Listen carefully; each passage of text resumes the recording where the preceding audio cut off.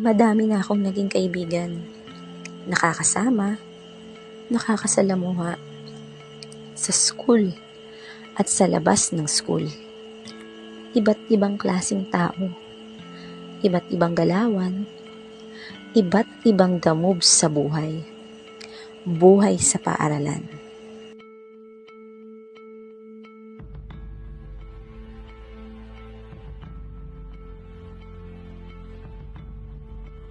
Gaya ng dalawang magtropa na to.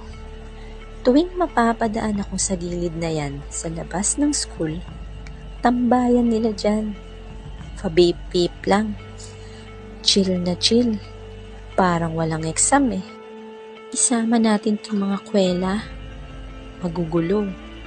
Pero mababait na anak ng kapitbahay namin si Aling Mean. Ayan, may sunduan pa talaga ang magbabarkada. Heto, nagkayayaan na naman. Pati ako, nakitambay. Susubok lang. Bakit nga ba di kaya pigilan? Bakit nga ba masarap? Bakit di naaawat? Sarap din kasi tumawa minsan. Masarap lumimot. Yung malaya ka. Walang sisita. Walang sasaway. Anli, sabi nga. Kahit di naman talaga tama.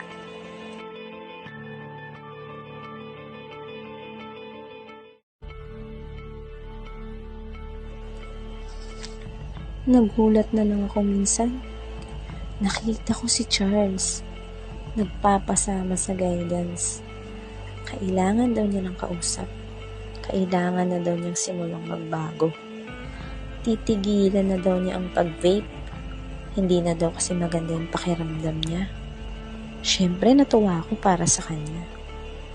Naisip ko, kaya naman pala. Basta gugustuhin. Walang imposible. Basta sisimulan mo sa sarili mo. Maraming taong handang makinig at tumulong sa'yo. Sana, tuloy-tuloy niyang magawa na tigilan ng mag-vape. Mahanap na sana niya sa mas mabuting paraan yung libreng oras niya sa bawat araw.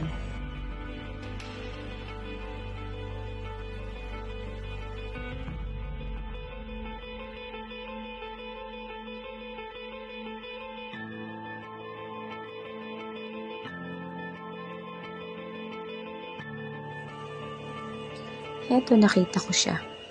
May mga bagong kaibigan. Kilalang mabubuti. Sana walang maligaw sa kanila. Wala nang sumubok tumikim ng kahit anong bisyo. Iba-iba tayo ng laban sa buhay. May mahirap, may masarap. Pero dapat laging magpapasalamat. Iwasan na natin ang bisyo. Iwasan natin ang alak at sigarilyo. Simulan sa sarili. Maraming paraan para mapabilang. Maraming paraan para di maligaw. Makikita mo yan. Simulan mo sa iyong pananaw at ang tamang agos at takbo ng iyong buhay.